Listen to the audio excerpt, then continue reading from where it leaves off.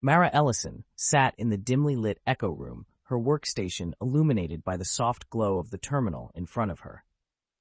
The room was vast, with rows of desks stretching in every direction, each occupied by a fellow echo tuner, immersed in their own screens. The walls were covered with large displays showing branching historical timelines, their lines weaving together in a complex dance of cause and effect. The hum of machines and the rhythmic tapping of keys created a low, steady drone that filled the space, a background chorus to the work of deciphering time itself. She adjusted her headset, her fingers poised over the keyboard. It had been a long shift, and the fatigue was beginning to weigh on her, but she couldn't stop now. A new signal had just come through, an echo unlike any she had seen before. The data stream on her screen was a chaotic swirl of numbers and letters, seemingly random at first glance, but with a pattern that her trained eye could just make out. She leaned closer, her heart rate quickening. Sector 9, Echo Tuner 48, begin decoding sequence, came the soft, automated voice of the terminal. Mara took a deep breath and began typing, her fingers moving quickly and confidently across the keys. She was good at this, one of the best in her sector. She had to be. Tuning echoes was not just her job, it was her life. As she worked, the message began to take shape, revealing itself line by line. Most echoes were mundane, a stray thought from the past, a cry for help, or even a simple greeting. But this one was different. The deeper she delved into the signal, the more complex it became, its structure far more sophisticated than any echo she had ever encountered. Then suddenly, the jumbled data resolved into clear text, and Mara's breath caught in her throat. There, on the screen in front of her, was a message addressed to her by name. Mara, if you're reading this, you're in danger. They are watching you. Trust no one, not even your colleagues. The echoes are not what they seem. Find the source. They must be stopped. I never wanted this for you. I'm sorry. Her hands froze on the keyboard. For a moment, the world around her seemed to fade away, the noise of the echo room drowned out by the rushing sound of her own heartbeat. This couldn't be real. Her father had disappeared over a decade ago, leaving behind nothing but questions and a legacy of whispered rumors. He was one of the agency's top echo tuners, a legend among those who worked with echoes, but he vanished without a trace, his last known project classified as top secret. Mara blinked, her mind racing. She hadn't thought about her father in years, hadn't allowed herself to dwell on the mystery of his disappearance. And now, here was a message from him, a warning sent through time itself. But how was it possible? Echoes couldn't be sent deliberately. They were supposed to be random fragments of the past, unintended transmissions from history. A sharp knock on the side of her workstation jolted her back to reality. Mara quickly closed the message and looked up to see her supervisor, Agent Larson, standing over her with a stern expression. Ellison, what's the holdup? You've been on that echo for too long, he said, his voice low but firm. We've got a backlog to clear, and we don't have time for distractions. Sorry, Agent Larson, Mara replied, forcing herself to remain calm. This one was more complicated than usual. I'm almost finished. Larson narrowed his eyes, clearly unconvinced, but he nodded. Just get it done. And remember, our job is to decode, not to question. Leave the theorizing to the analysts. Mara nodded, watching as Larson moved on to the next workstation. She waited until he was out of sight before she reopened the message, her hands trembling slightly. She knew she should report it, follow protocol, and hand it over to the analysts for review. But something in her gut told her that wasn't the right move. Not this time. Her father's words echoed in her mind. Trust no one, not even your colleagues. She quickly copied the message to a secure personal drive hidden within her terminal, a trick her father had taught her years ago when she was first learning to navigate the agency's systems. It wasn't exactly legal, but it was discreet, and right now, she needed discretion more than ever. With the message safely stored, Mara logged out of her terminal and stood up, casting a cautious glance around the echo room. Her colleagues were all engrossed in their work, none of them paying her any attention. Still, she couldn't shake the feeling of being watched, as if unseen eyes were tracking her every move. She walked calmly toward the exit, trying to appear as casual as possible. Her mind was spinning with questions, each one more urgent than the last. What did her father mean by, "the echoes are not what they seem"? And who were they? The agency? A rogue faction within it?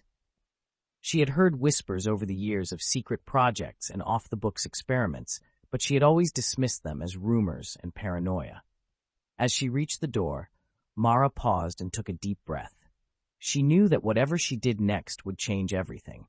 She could go back to her quarters, pretend this never happened, and continue with her life as an echo tuner. Or she could follow the trail her father had left and dive into a mystery that had haunted her for years. She made her decision. Turning away from the exit, Mara headed down a side corridor that led deeper into the bowels of the agency, toward a place she had never dared go before, the Forbidden Archives. If there were answers to be found, that's where they would be, and she would find them, no matter the cost. Mara moved swiftly through the labyrinthine hallways of the agency, her footsteps echoing softly against the cold, sterile walls. The deeper she ventured, the more unfamiliar her surroundings became. The bright lights and bustling atmosphere of the main echo room were replaced by dimly lit corridors where the hum of distant machinery and the occasional flicker of a failing light added to the oppressive atmosphere. This part of the agency was off-limits to most personnel, a place spoken of in hushed tones, a place where secrets were buried. As she approached the entrance to the Forbidden Archives, Mara slowed, her heart pounding in her chest. The door before her was large and imposing, made of thick, reinforced metal. A keypad on the side glowed faintly, waiting for an access code. She hesitated for a moment, considering the risks. Unauthorized access to the archives was a serious offense, punishable by immediate suspension or worse. But her father's warning echoed in her mind, and she knew she couldn't turn back now. Taking a deep breath, Mara reached into her pocket and pulled out a small, weathered notebook. It was one of the few possessions she had left from her father, a collection of cryptic notes and sketches he had made during his time at the agency. She had studied it countless times over the years, trying to decipher its meaning, but now she hoped it held the key to accessing the archives. Flipping through the pages, she found a series of numbers scrawled hastily in the margins. She had always assumed they were just random digits, a result of her father's hurried thoughts, but now she realized they might be more than that. Holding her breath, Mara entered the numbers into the keypad. For a tense moment, nothing happened. Then, with a heavy click, the door slowly began to slide open, revealing a darkened chamber beyond. Mara quickly slipped inside, her heart racing with a mixture of fear and exhilaration. She had done it. She was in. The Forbidden Archives were nothing like she had imagined.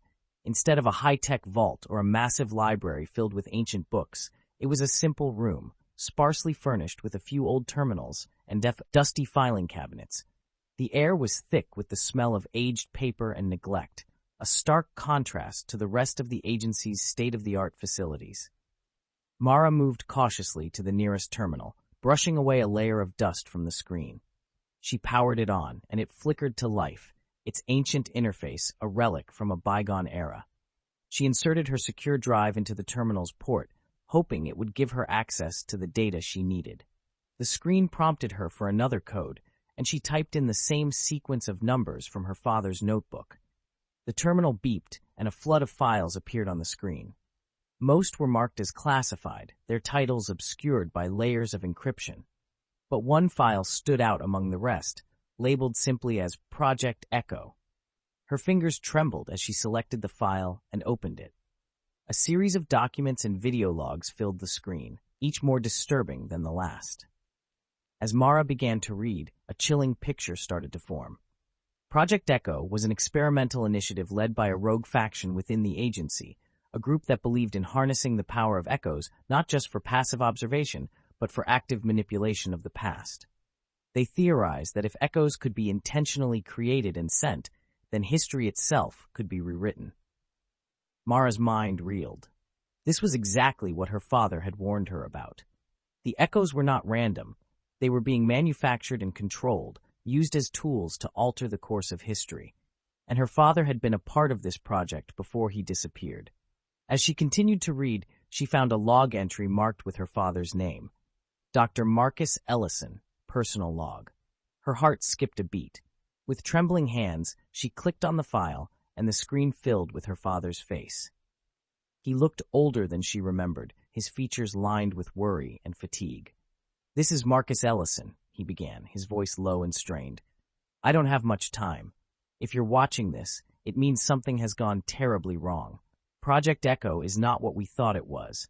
They're trying to control the past, to rewrite history for their own ends. I tried to stop them, but they got to me first. I don't know how much longer I have, but I need to warn you, anyone who finds this, do not trust the agency. Do not trust the echoes. They are not what they seem." The screen flickered, and the video cut out abruptly. Mara stared at the terminal, her father's words echoing in her mind. This was worse than she had imagined. The agency, the very institution she had dedicated her life to, was manipulating time, and her father had been caught in the middle of it. Suddenly, she heard footsteps approaching from the hallway outside. Panic surged through her.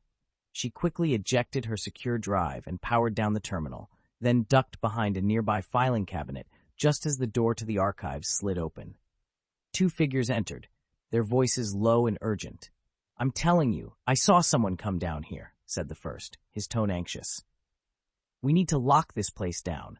If anyone finds out about Project Echo—" "Calm down," said the second, more authoritative voice. "No one's going to find out. We've kept it hidden this long, haven't we? Just do a sweep of the room and make sure nothing's been tampered with. We can't afford any loose ends." Mara held her breath, her heart pounding in her chest as the footsteps grew closer. She knew she had to act fast. Her father's warning was clear. She couldn't trust anyone, especially not those within the agency. As the figures moved deeper into the room, she made a split-second decision. She bolted from her hiding place and sprinted for the door, her footsteps echoing loudly in the confined space. The two men shouted in surprise, but Mara didn't look back. She burst through the door and into the corridor beyond, her only thought to escape before it was too late. She raced through the darkened hallways, her mind racing. She needed to find someone who could help her, someone who knew more about the rogue faction and their plans. There was only one person she could think of: Jackson, the rogue historian who had been digging into the agency's secrets for years. If anyone had answers, it would be him.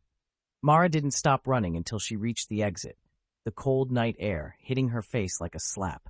She glanced back once, seeing no one in pursuit, then disappeared into the shadows, determined to find the truth. Her father's message had set her on a path she couldn't turn back from. Whatever Project Echo was, and whoever was behind it, she knew one thing for sure. She was going to find them, and she was going to stop them. No matter the cost.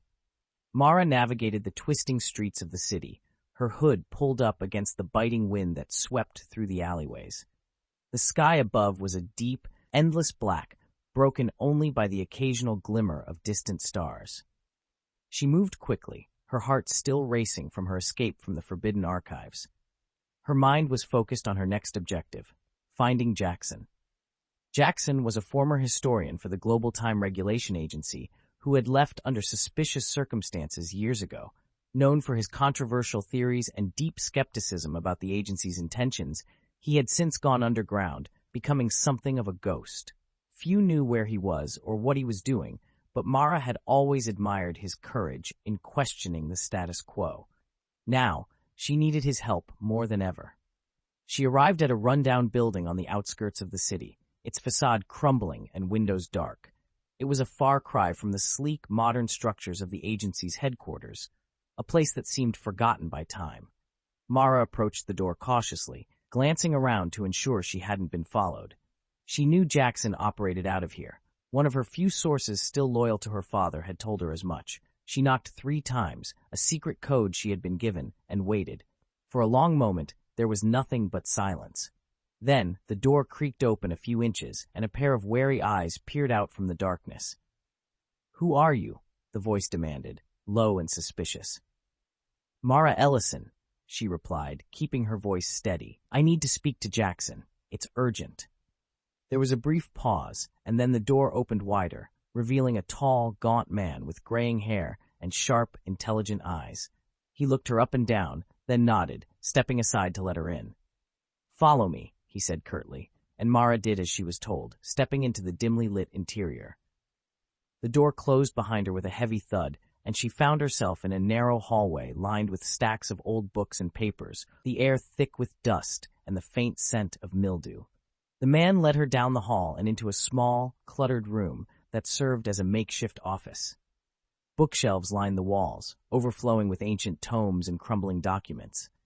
A large desk in the center was piled high with more books, papers, and strange devices Mara didn't recognize. In the corner, a small lamp cast a weak, flickering light over the chaotic scene.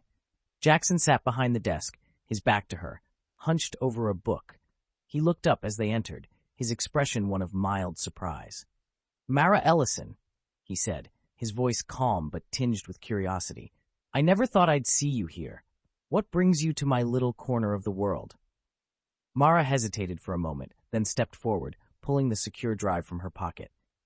"I need your help, Jackson. I found something in the Forbidden Archives, something about my father and a project called Echo." Jackson's eyes flicked to the drive in her hand, then back to her face. He gestured to a chair in front of the desk. "Sit. Tell me everything." Mara quickly recounted the events of the last few hours. The Selbor, Trange Echo from her father, the discovery of Project Echo, and the rogue faction within the agency. As she spoke, Jackson listened intently, his expression growing more serious with every word. When she finished, he leaned back in his chair, his fingers steepled in front of his face. "I knew the agency was up to something," he said finally. "But this is worse than I imagined. They're not just observing time, they're trying to control it." "Can you help me?" Mara asked, her voice edged with urgency. "I need to know what my father was involved in and how to stop them." Jackson was silent for a moment, then nodded. "I've been tracking anomalies in the echo patterns for years, and I've suspected for a while that someone within the agency was manipulating them. Your father was a brilliant echo tuner, one of the best. If he was involved in Project Echo, it's because he thought he could control it or stop it from the inside." He stood up and moved to a filing cabinet in the corner of the room, rummaging through it before pulling out a thick folder filled with documents. "These are my notes on the anomalies," he said, handing the folder to Mara. "It's not much, but it might give us a starting point. There are patterns in the echoes that don't make sense. Repeated messages, subtle changes to historical events that no one would notice unless they were looking for them." Mara opened the folder and flipped through the pages, her brow furrowing as she read. "What do these patterns mean?" she asked. Jackson shook his head. "I'm not entirely sure, but I believe they're testing the limits of the technology, seeing how much they can change without causing a ripple effect that alters the entire timeline. Small things at first. A lost letter, a misplaced document, a conversation that never happened.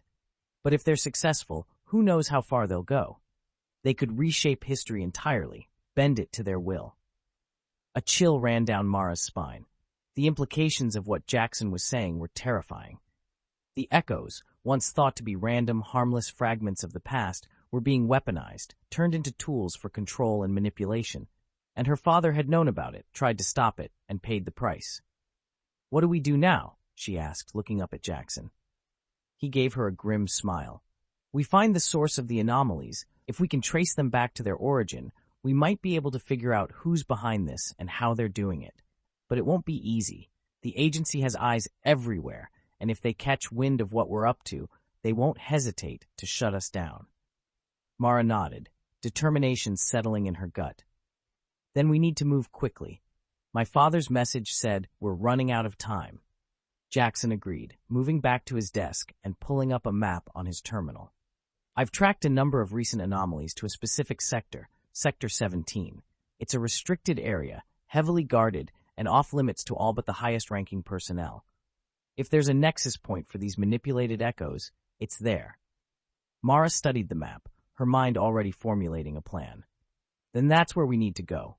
We'll need disguises, clearance codes, and a way to get past the guards." Jackson nodded. "Leave that to me. I still have a few friends on the inside. I can get us the codes and the disguises, but once we're in, we're on our own. There's no backup, no support. If we're caught." "We won't be," Mara said firmly, though she knew the odds were against them. "We can't be. Too much is at stake." Jackson looked at her for a long moment, then nodded again. All right, I'll make the arrangements. Be ready to move out at dawn. Mara nodded and stood, tucking the folder of documents under her arm.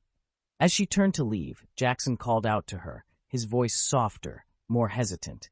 Mara, your father was a good man. He wouldn't have wanted you to get involved in this. He wanted you to have a life outside of all this madness. She paused at the doorway, glancing back at him. I know, but I can't walk away now, not when I'm this close to finding out what happened to him. Jackson nodded, a look of understanding in his eyes. Be careful, Mara. The truth can be a dangerous thing. She gave him a faint smile, then turned and disappeared into the shadows of the hallway, her mind already racing with the challenges ahead. She didn't know what she would find in Sector 17, but she knew one thing for sure. She was not turning back now.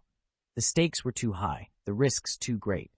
Whatever Project Echo was, and whoever was behind it, she was going to uncover the truth, no matter what it took. Dawn broke over the city in a pale wash of light, casting long shadows across the towering buildings. Mara stood on a quiet street corner near the outskirts, her hood pulled low over her face to shield her from the cold and to help her blend into the early morning crowd. Beside her, Jackson checked his watch, his expression tense. We need to move quickly, he muttered, scanning the street for any sign of their contact. Sector 17 isn't a place we can afford to linger. Mara nodded, her mind focused on the task ahead.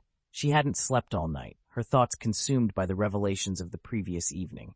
The implications of Project Echo were staggering, and the more she thought about it, the more questions surfaced. Who was behind the rogue faction within the agency? How far had their manipulations already spread? And most pressing of all, what had happened to her father? She didn't have long to ponder. A sleek black car pulled up to the curb in front of them, its tinted windows reflecting the dull gray sky. The back door opened, and a woman stepped out, her movements quick and precise. She wore a dark uniform with no insignia, her face obscured by a cap pulled low over her eyes. Get in, the woman said curtly, glancing around as if expecting someone to be watching. Mara and Jackson exchanged a quick look before sliding into the back seat of the car. The woman climbed in after them, shutting the door with a quiet click. The driver, another figure in a dark uniform, immediately pulled away from the curb and merged into traffic. Who are you? Mara asked, studying their new companion. Why are you helping us? The woman turned to face her, her expression unreadable. You can call me Agent Cole. I'm a friend of Jackson's, or at least I was before he decided to become a ghost. She shot a glance at Jackson, who offered a thin smile. And as for why I'm helping you, Cole continued, let's just say I have my own reasons for wanting to see Project Echo shut down.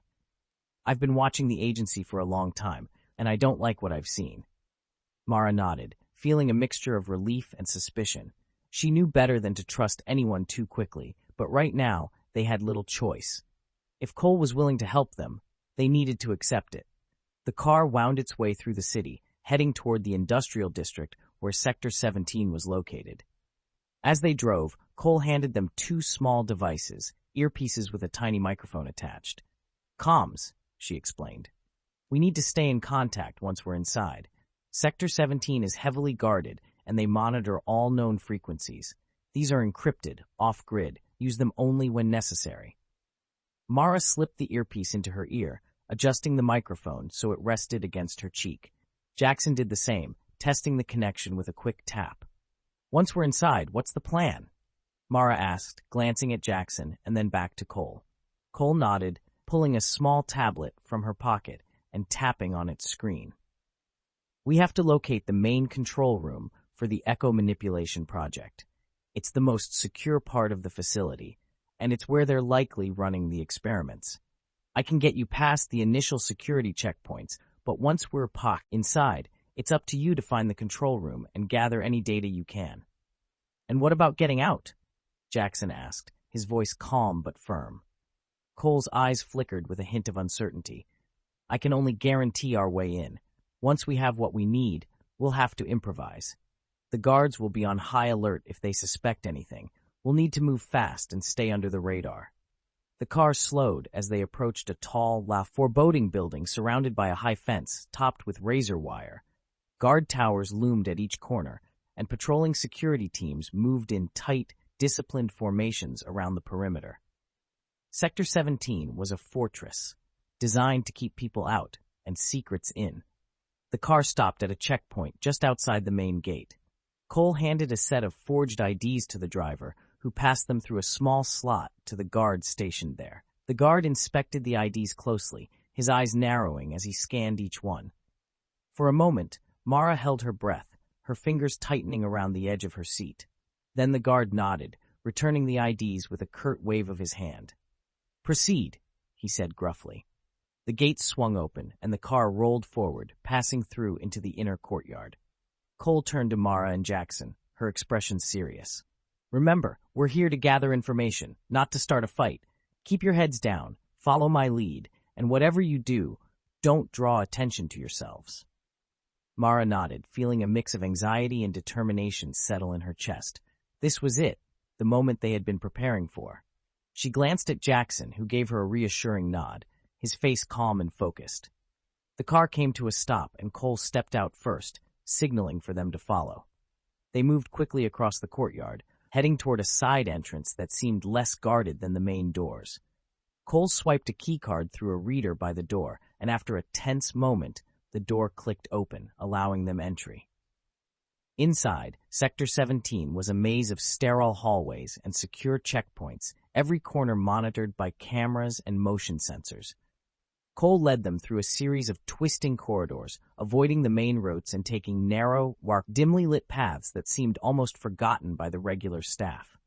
Mara's senses were on high alert, every sound and shadow causing her to tense. She knew they were walking into the lion's den, but the thought of uncovering the truth about Project Echo and her father's involvement kept her moving forward. After what felt like an eternity, they reached a heavily reinforced door, marked Authorized Personnel Only. Cole paused, checking a small device she pulled from her pocket, a frequency jammer, designed to temporarily disable security systems. "Give me a minute," she whispered, attaching the jammer to the control panel beside the door. The device beeped softly as it activated, a green light blinking to indicate it was working. "All clear," she said after a moment, pushing the door open. "This is as far as I can take you. The control room is down this corridor, third door on the left. I'll stay here and keep an eye on the jammer. If anything goes wrong, I'll try to hold them off." Mara nodded, giving Cole a grateful look. "Thank you." Cole nodded back, her expression serious. "Just be quick. We don't have much time." Mara and Jackson moved down the corridor, their footsteps muffled on the soft, rubberized flooring. The walls here were different from the rest of the facility, thicker, reinforced with metal plating. Whatever was behind these doors, the agency was clearly determined to protect it. They reached the third door, and Mara glanced at Jackson, who nodded. Taking a deep breath, she pressed the control panel beside the door, and it slid open with a soft hiss. The room beyond was filled with machinery and screens, rows of terminals lined up against the walls, each displaying streams of data and echo patterns. In the center of the room stood a large console, its surface covered with a complex array of controls and displays. The air was cool and sterile, filled with the faint hum of the machines at work. Mara moved quickly to the main console, her eyes scanning the controls. "This is it," she said quietly, pulling the secure drive from her pocket. "Let's find out what they've been doing." Jackson nodded, moving to a nearby terminal and beginning to type rapidly. "I'll try to access the logs and see if I can trace the source of the manipulated echoes. If we can find where they're coming from, we might be able to shut this down for good." Mara inserted the drive into the console and began downloading data, her fingers moving quickly over the keys. As the files transferred, she glanced at the screens around her, each one displaying a different echo pattern, some familiar, others unlike anything she had seen before. The patterns seemed almost alive, shifting and changing with a fluidity that defied explanation. Her eyes were drawn to a particularly complex pattern on one of the screens, its lines twisting and looping in a mesmerizing dance. She stared at it, a sense of déjà vu washing over her. There was something about this pattern, something she had seen before but couldn't quite place. "Jackson," she called, her voice barely a whisper. "Look at this." Jackson moved over to her, his eyes narrowing as he studied the pattern. "What is it?" "I don't know," Mara admitted, "but it feels familiar, like I've seen it somewhere before." Before Jackson could respond, the room suddenly plunged into darkness, the machines around them shutting down with a series of sharp, echoing clicks. The only light came from the emergency strips along the floor, casting eerie shadows across the walls. "What's happening?" Mara asked, her voice tense. Jackson's expression was grim. "I think they know we're here." An alarm blared through the facility, a harsh, grating sound that set Mara's nerves on edge. She could hear the distant sound of footsteps approaching, the echo of boots on metal floors growing louder with each passing second. "We need to go," Jackson urged, pulling the secure drive from the console and tucking it into his jacket. "Now," Mara nodded, adrenaline surging through her veins as they turned and sprinted for the door. They burst out into the corridor, the sound of alarms and footsteps growing louder behind them. Cole was waiting, her face tense as she gestured for them to follow. "This way," she shouted, leading them back the way they had come. "We need to get to the extraction point before they seal the sector." They ran through the twisting hallways, every step echoing in the confined space. Mara's heart was pounding in her chest, her breath coming in short, sharp gasps. She could feel the weight of the secure drive in her pocket, the data it contained, their only hope of uncovering the truth. As they rounded a corner, they came face to face with a group of armed guards, their weapons raised. Mara skidded to a halt, her mind racing for a solution. They were trapped. Before she could react, Cole stepped forward, raising her hands in a gesture of surrender. "Wait," she called out. "We can explain." But the guards didn't wait. They opened fire, a volley of energy pulses lighting up the corridor. Cole cried out, dropping to the floor, and Mara felt a sharp pain in her side as a pulse grazed her ribs. "Run!" Jackson shouted, grabbing her arm and pulling her back the way they had come.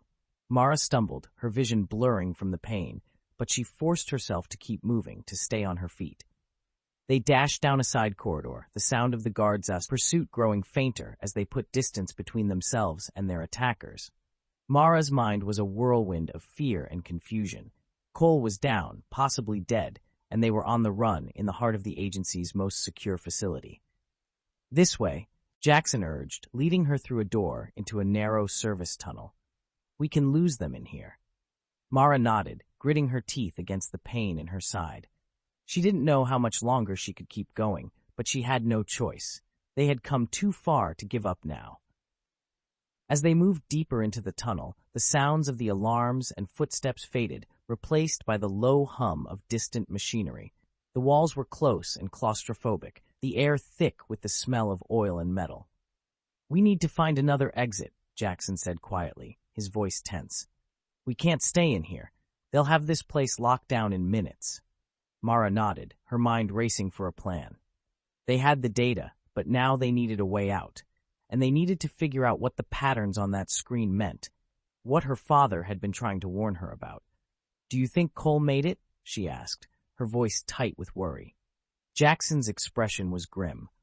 "I don't know, but right now we have to focus on getting out of here alive. If we can make it to the surface, we might have a chance." Mara nodded, determination settling in her chest. They were in over their heads, but she wasn't about to give up. Not now, not after everything they had learned. She would find a way out, and she would uncover the truth about Project Echo, no matter what it took. Mara's lungs burned as she and Jackson pushed deeper into the service tunnel, the dim light barely illuminating their path. The low hum of machinery grew louder, reverberating through the narrow corridor. They had lost the guards for now, but Mara knew it was only a matter of time before Sector 17's lockdown procedure kicked in fully, sealing all exits. She could still hear the distant alarms, a constant reminder of their precarious situation. Her hand pressed against the wound in her side, the sharp sting of pain a persistent, gnawing sensation. The energy pulse had grazed her, but hadn't caused any serious damage. For now, adrenaline kept her moving, but she could feel the exhaustion beginning to creep in. They needed a way out, and fast. Jackson led the way, his movements quick and deliberate. He had always been a step ahead, even in the chaos of the agency's collapse years ago. Now, his instincts were their best chance for survival. "Here," Jackson whispered, coming to a stop at a junction where the tunnel split in two. He glanced down both paths, then pointed to the left. This should lead us to a maintenance shaft. It's not a direct exit, but it'll get us closer to the surface. Mara nodded, wiping the sweat from her brow. She could feel the weight of the secure drive in her pocket, the precious data they had risked everything to obtain. Her mind kept replaying the images of the strange echo patterns on the screen in the control room. What had her father discovered? Why did it feel so familiar? And what did it mean? As they hurried down the left path, Mara's thoughts turned to Cole. She didn't know if the agent had survived the attack. Guilt and worry gnawed at her, but she pushed the feelings aside. They had to focus on getting out alive. There would be time to mourn later, if they made it. The corridor led them to a small, unmarked door. Jackson quickly worked the control panel beside it, bypassing the basic security lock with ease. The door slid open, revealing a narrow maintenance shaft that stretched upward into darkness. A metal ladder ran up one side, disappearing into the shadows above. "This is our best shot," Jackson said, stepping aside to let Mara go first. "The shaft should lead to an access point near the surface. From there, we can find a way out of the facility." Mara nodded and grabbed hold of the ladder, starting her climb. Each step sent a jolt of pain through her side, but she gritted her teeth and pushed on, determined to keep moving. Jackson followed close behind, the shaft's walls echoing their labored breathing. The climb was long and arduous, every rung of the ladder feeling like a small victory. Mara's arms burned with effort, her muscles straining under the weight of her body. The shaft seemed endless, but she forced herself to keep going, her mind focused on the goal: escape, survival, answers. After what felt like an eternity, they reached a small platform near the top of the shaft. Mara hauled herself over the edge and collapsed onto the metal grate, gasping for breath. Jackson clambered up beside her, his face set in a grim expression. "Are you okay?" he asked, glancing at the wound on her side. Mara nodded, though she was far from okay. "I'll be fine. We need to keep moving." Jackson helped her to her feet, and they made their way to another door marked emergency access. Jackson once again worked his magic on the control panel, and the door slid open with a soft hiss, revealing a narrow staircase leading upward. "Almost there," Jackson said, giving Mara a reassuring nod. "This should lead us to an old emergency exit. With any luck, it won't be locked down yet." They ascended the staircase, each step a painful reminder of the urgency of their situation. The sound of alarms had faded, replaced by the steady thrum of machinery and the distant hum of electricity coursing through the facility's systems. As they reached the top of the stairs, they came to another door. This one marked surface access, authorized personnel only. Jackson quickly bypassed the lock, and the door swung open, revealing a small, dimly lit corridor. At the end of the corridor was a heavy metal door, its surface rusted and worn with age. "This is it," Jackson said quietly. "Let's hope it's not sealed." Mara nodded and approached the door, her heart pounding in her chest. She grabbed the handle and gave it a firm push. For a moment, nothing happened, and panic began to set in. Then, with a groan of metal against metal, the door began to open, revealing a sliver of gray daylight beyond.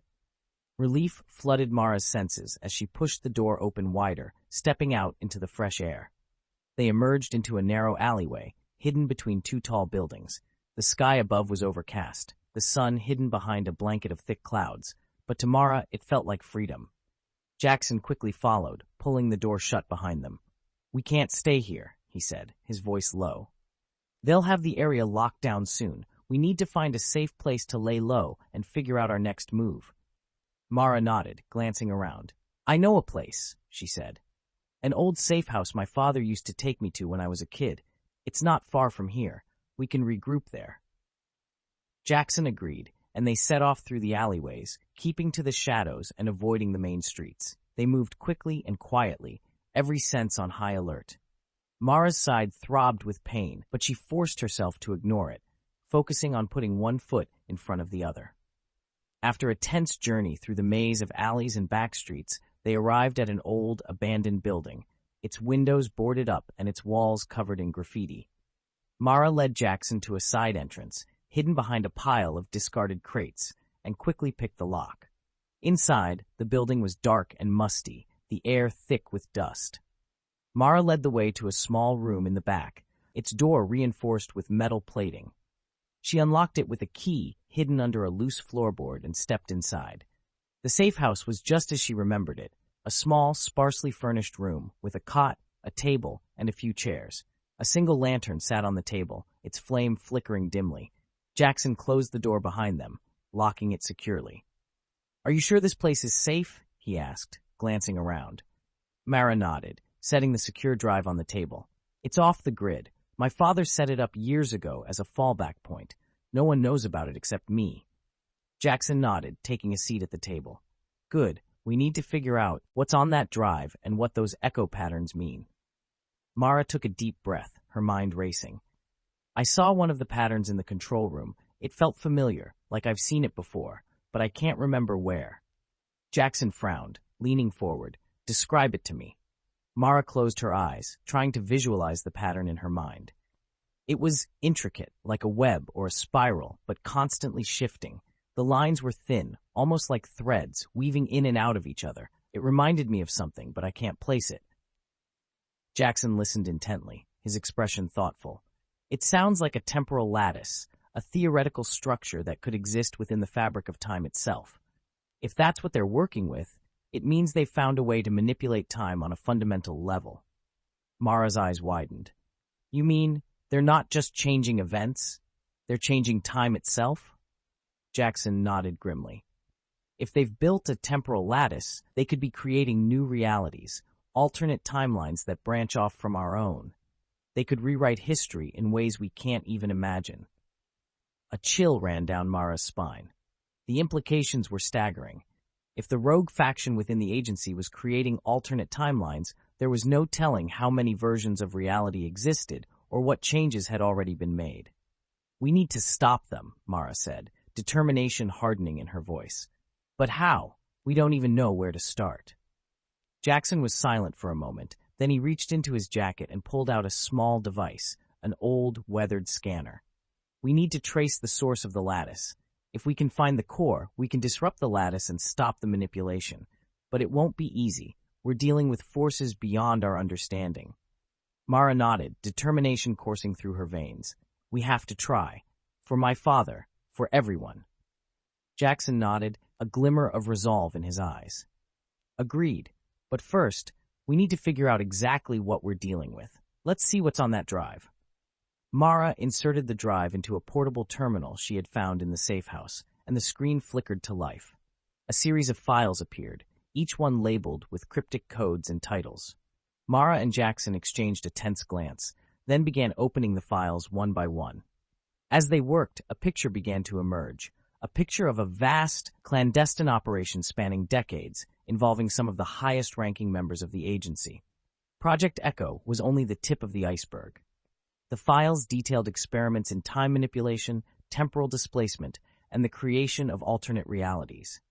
Mara's heart sank as she read, the enormity of what they were up against becoming clearer with each passing moment. "This is